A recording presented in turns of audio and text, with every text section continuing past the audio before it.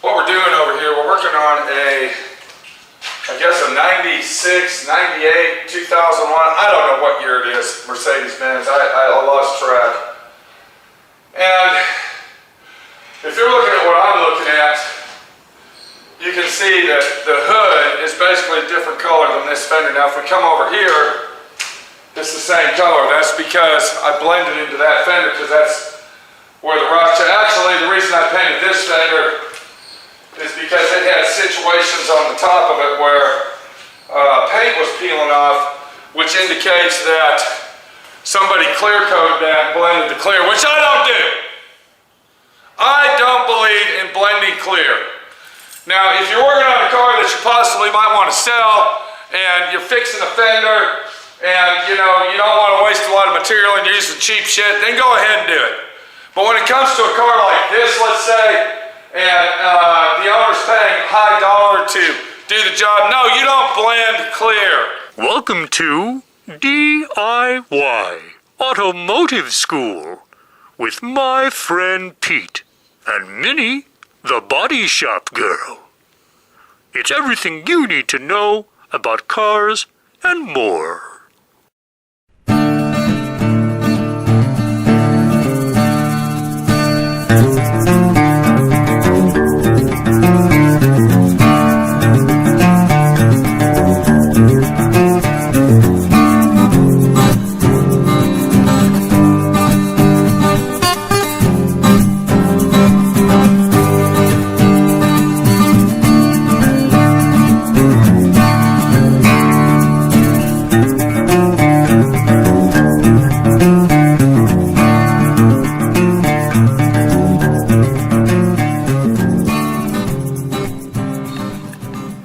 So let me tell you a little history on the car. Our buddy Mr. Majestic bought this car on eBay, and of course on eBay they're going to tell you anything and everything to buy the car. They said this was the original paint, mint condition, this, that, and the other. We get it back. Clear was peeling off of this fender. If we come over here, of course the whole front end was rock chipped, the whole front end, all the way up to about right here in this area. This quarter panel right here had some paintless dent repair done to it, and if you watch my hand, you can hear that popping. That means it was dented down underneath that rocker, and when they pulled that out, it popped that dent back out. Right in this area right here, I don't know what was going on. I think it got hit in this corner because this corner right here is full of Bondo, and all the clear was peeling off of the paint to approximately about right in this area here.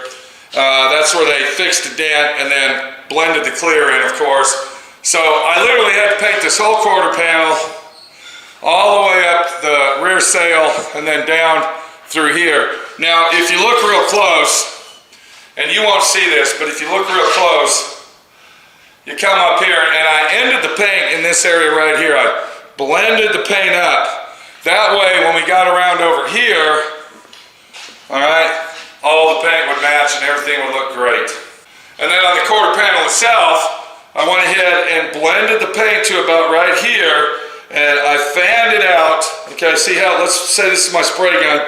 I'm pushing and pulling, okay, pushing and pulling, and I let the clear, so that means that this door and this quarter panel match.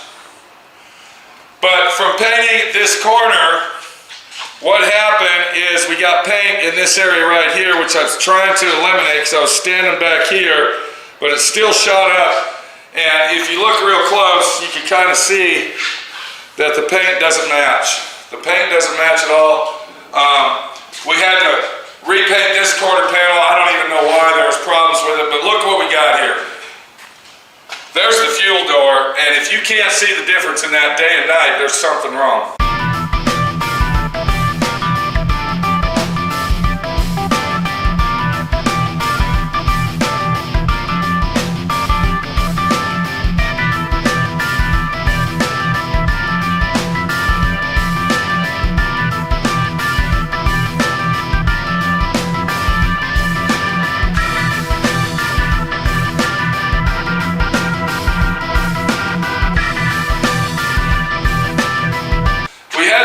damage back here. I don't even know what it was. I painted this thing about approximately a month ago. And I know up in this area right here, there was clear peeling. So when I painted this, I kind of blended it down, all right, because this is a big paint job. This is a Diabolical paint job. And I had to do this quarter panel, so I blended that into the door. All right, as a matter of fact, I didn't blend that into the door because I had to paint this fender. So I painted this whole side, basically. The whole side of this car was painted. So when I painted this, of course, I blended all the paint into the hood and took some extreme color sanding on the hood. I'm testing out a new clear, and let me tell you, this clear is like sanding a rock. I don't know if I like it or not. We're going to find out when we buff it. But I was blending the paint into it, and from painting it and doing everything that I had to do, this fender's a different color. So I will have to take this fender off, and then I will come over here, and then I will just mist paint on the top of the fender and let it flow in. And then what we'll do is we'll go ahead and clear coat the fender. Now on the back door, on the back deck lid itself, since both quarter panels were painted, I'll go ahead and paint the whole deck lid. I've already taken the emblems off. And on this particular emblem here, what we'll do is we will leave this on here because that actually fits inside the emblem that was taken off. It'll still fit in there. I'll be able to line that back up perfect. And I'll take some 3M Gorilla Glue, or what do we call that? Trim glue, you know, the stuff that I use, let's put it that way. And then I will go ahead and put some glue on there and then glue that back on there. Now, this is the situation. Why doesn't the paint match, and why didn't you get it to match? I'm going to tell you why. Because it's silver. Silver paint, I don't care what you do, is very, very hard to match. You can sit there and mix it up, because let me show you something. When we mix that paint up, and we hand mixed it, we mixed it to match this fuel door. So it matched the fuel door, but what the problem you have here is we didn't put any clear on that. So by the time we put the clear on it, and it shaded it down, because clear actually has a shade to it. You can't see it with the visible eye if you got real good clear, but there's a shade, and it will change the color of the paint when you clear coat it, and that's what happened here. Because when I mixed that paint by hand, I had it mixed perfect to this color right here. When I put the clear on, it changed the tint of the paint. This is something that you really, really need to pay attention to, because what's going to happen is you're going to end up painting the whole car by the time you're done. Now I got to repaint this fender, I got to repaint the deck lid of the car, and the only thing that will not be painted on this whole car is the roof itself, and I believe this door right here. Now, when we started block sanding this out for paint, after I primed the whole front end of this Mercedes, I should have went ahead and painted this fender with it, but I was trying to save the customer money. I was trying to save on materials, and it didn't work out. I always try to save money anywhere I can for the customer and work for me. I would rather get this thing in and out, make a small profit, than end up this happening. But I should have known from experience that this was going to happen, but I took it upon myself that by blending the paint into the hood, it wasn't going to mess with this fender, and it did. And this is a situation that says there's always going to be a solution to fix things, but the solution on this one is a major solution, because now I have to paint and repaint to make everything work properly. This is not a cheap, inexpensive car. This is a very high-end car. It's a collector Mercedes-Benz, and there's no way that we can leave it looking like this. I mean, that's just god-awful. It's god-awful, and it looks sick. All right? And my friend Pete isn't going to do that. Now, one more thing I'd like to go ahead and explain to you is when you are painting a car such as this one, and I'm not talking about this car, I'm talking about this color, and remember I said high metallics. Anything that has a high metallic, when you are doing a job like this and you're not going to paint the whole car and you're going to do blending on it and you're going to just, you know, paint 1 or 2 panels, you should always purchase more paint than you need due to this fact right here. Now I went ahead and bought 2 quarts of paint. I used approximately a quart on this on the car. After it was all mixed up, came to 2 quarts because I used DBC, and that's another thing I want to tell you is if you do a car like this and you're trying to get the highest quality job, you should buy high quality paint supplies. Don't buy the cheap, inexpensive Omni shit and think that you're going to have a high quality job because you're not. A lot of big shops, what they'll do is they will actually paint a little test panel, and it's usually a little piece of paper about this big, and it's got holes in it, it's got a shiny surface on it, and they'll spray some paint on it, let it dry, put a coat of clear on it, let it dry, and then they'll come back, and with all those holes, they'll hold it in certain places to make sure that it matches. Now that's something that I should have done to cover my ass on this situation, but I didn't do that. I didn't do that. So it's my fuck up, all right? Now, when I say fuck up, I'm talking about me coming back and doing extra labor. The owner was on a budget on this car, and I told him, let me do this, let me try this, and see if it works. But if it doesn't work, then I'm gonna have to come back and paint the rest of the car that needs to be painted, and that's what's happening here. So there's all kinds of ways to fix this issue, and all kinds of ways to you know, get around this type of situation. But every now and then, you know, this is what happens. So what I'm doing now, because I don't know what's on this car, whoever had this car before put some type of a sealer on top of the clear, and it must be a high bill of wax. I'm actually taking 1000 grit and 800 grit. This happens to be 1000, but I got some 800 over here. And what I'm doing is I am block sanding this because I don't want this paint to peel off in the end. I like to do a nice high quality job and do it right. All right, this is a deal that is going to happen to you, and it might not be this, it might be something else. But you just got to bite the bullet, and you got to get her done. And there's nothing you can do about it. Nothing. I'm going to go ahead and sand everything that needs to be repainted. There's 3 items on here, and while I'm going around it, I'm color sanding it where I already painted it to buff it.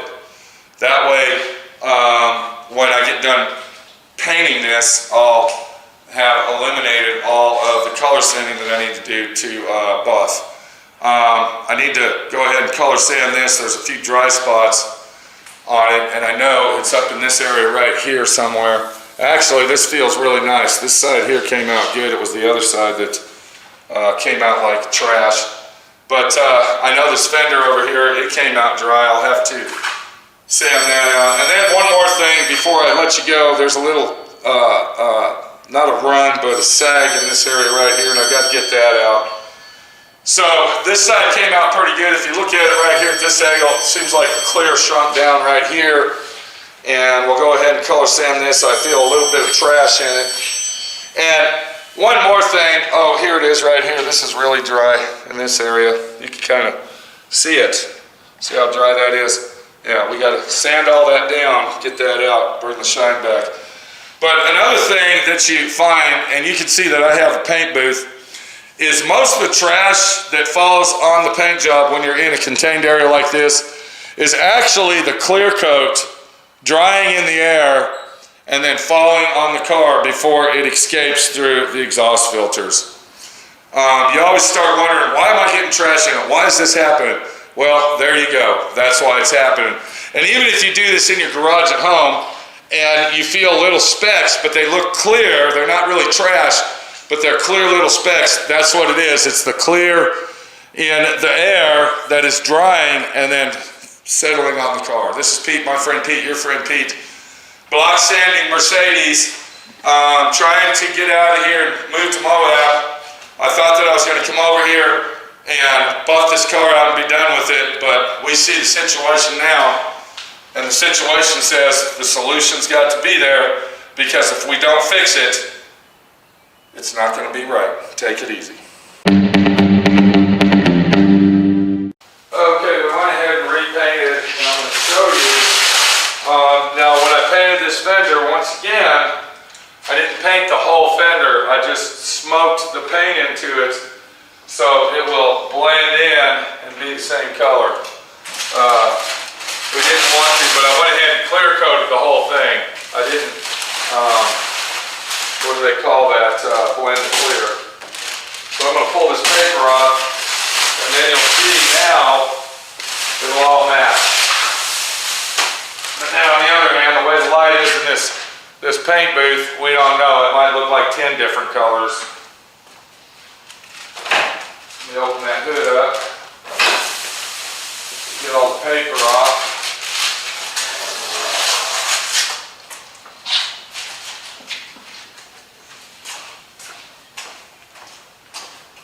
All right, let's go ahead and put the hood down.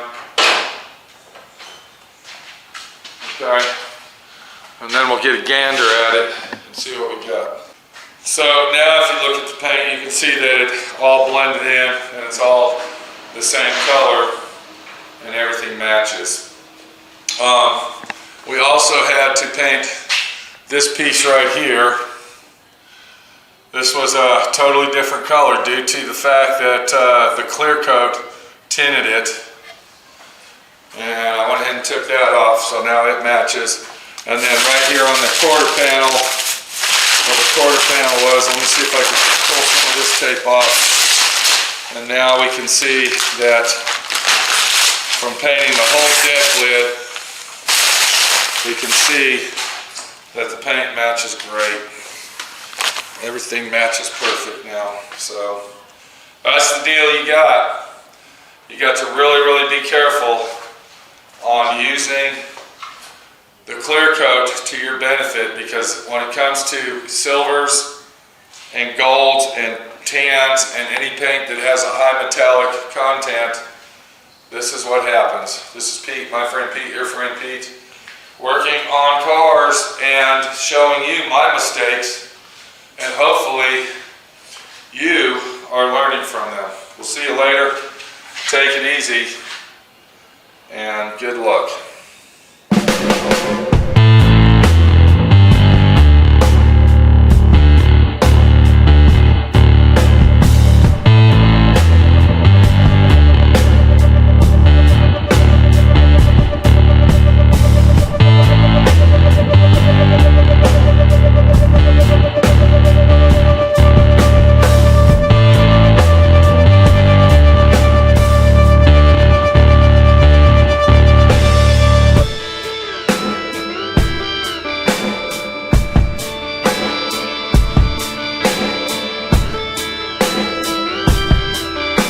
For watching D.I.Y. Automotive School.